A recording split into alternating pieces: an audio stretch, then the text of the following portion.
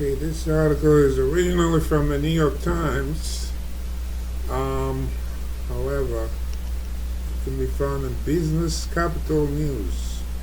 As pandemic evictions rise, Spaniards declare war on Wall Street landlords.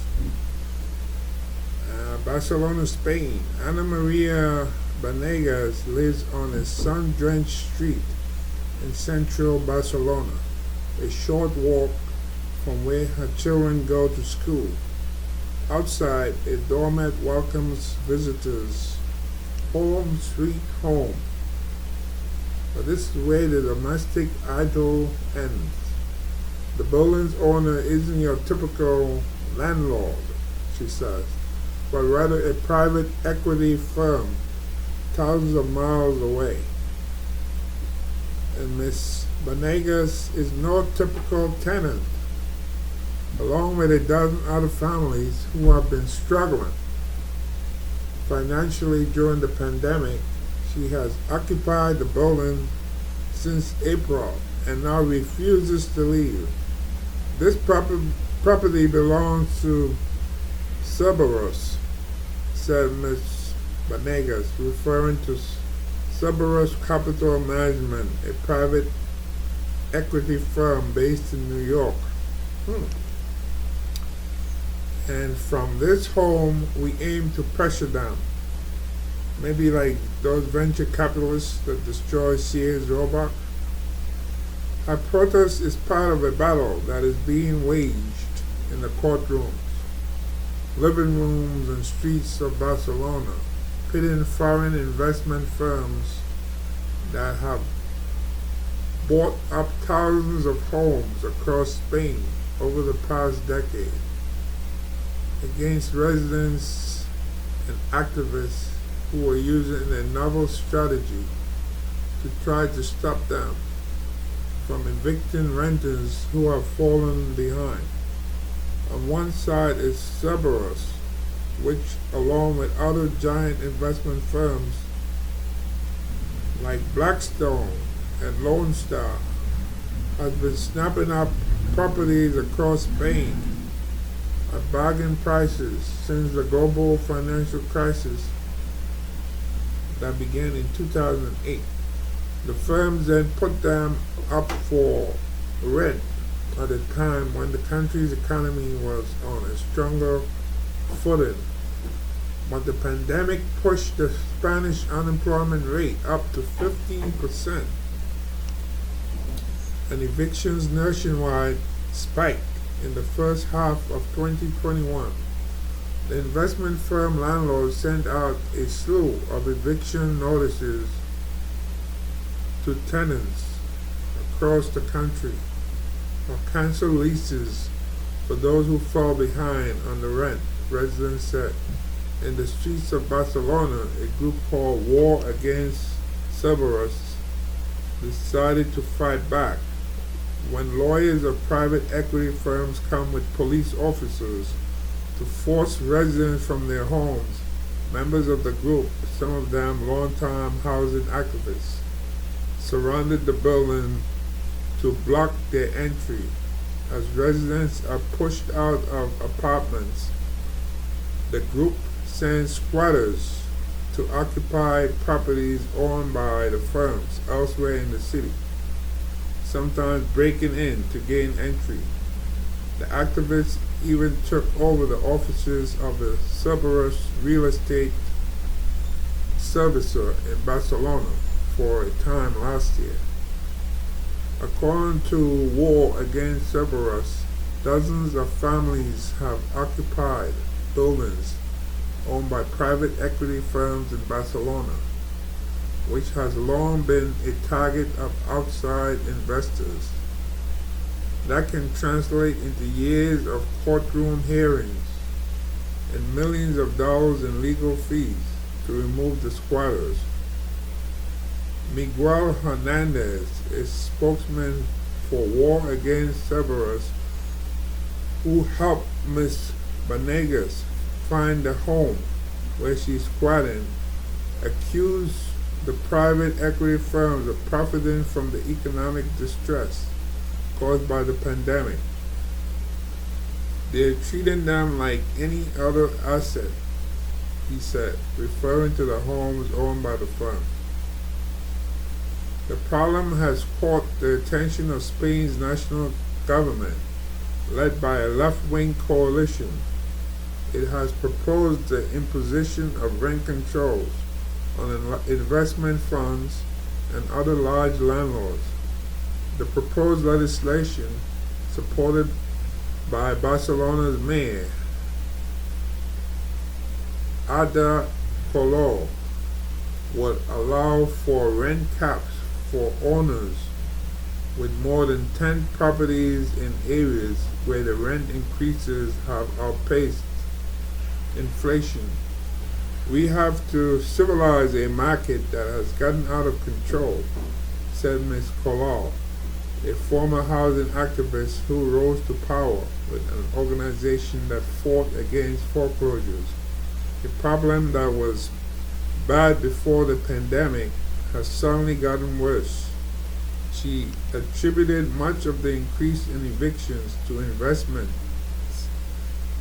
firms that refuse to negotiate agreements with renters who fall behind, choosing instead to force them out and find others who can pay. Spain imposed a partial moratorium on evictions for much of the pandemic, but only for those in vulnerable situations, such as single parents. In cases that went to the courts, the judiciary was seen as siding largely with the landlords. Cerberus said it was committed to treating every resident with dignity and respect and to following the law. We believe it is the responsibility of all corporate citizens to not only respect the dignity of everyone, but also appropriately address illegal activity that can harm communities, a company spokesman said in a statement to the New York Times. The Association of Rental Housing Owners, a Spanish group, which includes some of the outside investment firms, took aim at the proposed housing law, saying that rent controls would only discourage owners from building new rentals during a time of low supply. Well, they're not really building anything. They're just buying in as for investment. So that argument doesn't hold. The conflict in Barcelona traces its roots to the financial crisis that started in 2008. Remember that crisis? That downturn hit homeowners hardest, driving many of them, as well as the banks that owned their mortgages, into bankruptcy. The crisis also fueled evictions and the rise of a protest movement to defend homeowners against predatory loans. But thousands lost their homes anyway, and many of them became renters. And in the current crisis, it is renters who have suffered the brunt of the damage, activists say. As defaults became common and credit harder to come by, the number of renters in the country grew by more than 40%, and over the last decade. At the same time, private firms amassed at least 40,000 properties in Spain, according to estimates by economists and the Spanish news media. Even so, home ownership has remained relatively high in Spain at about 75%. In one case in 2013, Blackstone, now thought to be Spain's biggest landlord, bought more than 1,800 apartments from the Madrid city government, which was low on cash. But those types of acquisitions did not cause a stir until the pandemic left the firms, like many other landlords, serving up eviction notices for those who could not make the rent. In the first quarter of 2021, evictions of renters in Spain rose by 14% compared with the same period the previous year, according to the government. By the second quarter of this year, they surged to 8 times as many as in the same period in 2020. One complaint about private equity landlords is that being based abroad, they are difficult to reach to negotiate settlements. Unlike local landlords, Irma Vite, a 47-year-old immigrant from Ecuador, first received a notice in 2019 that the lease for her rental apartment would not be renewed by Divarian, a Cerberus-owned real estate company in Spain. She has spent the entire pandemic fighting in courts to remain in the home. Her story offers a window into the unregulated world of Spanish housing, which allowed private equity companies to become such dominant landlords here. She bought the apartment in 2005, right, 2005, for 216,000 euros. That's a lot of money there, or about 267,000 at the time, with no down payment from a local Spanish bank. A monthly mortgage payments for 900 euros. The mortgage had a fluctuating interest rate. However, and by 2009, our payments had risen to 1,200 euros. By 2015, she could no longer afford the payments, and she entered foreclosure proceedings with the bank, which allowed her to remain in the home as a renter. But that bank, Caixa Catalunya, was barely solving itself. In 2016, it merged with the Spanish giant BBVA, which extended her rental agreement until 2019. In October 2019, she received a letter from Divarian, the Cerberus company, saying that it is now owned the property. It now owned the property and would no longer rent to her. Imagine that. You invest in something you think you're buying an apartment to live in, and all of a sudden you're being kicked out. Ms. Vita sought help from the war against Cerberus and has spent the last 2 years refusing to leave her home. Well, where would she go? Cases like hers are becoming more common and have provided war against Cerberus opportunities to flex his muscles. In October, the group got word of 5 evictions that were scheduled in Los Hospitalet, Llobregat, a town on the outskirts of Barcelona. When a lawyer representing the firm that owned the apartments arrived with the police, they were met by about 50 activists who surrounded the building.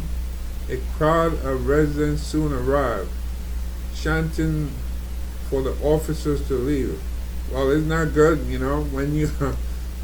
when like the saying, misery loves company. But in this case, this lady being evicted, and it's good to have people who got your back, who could be standing there. Imagine being evicted and you alone and the police just come in with these people.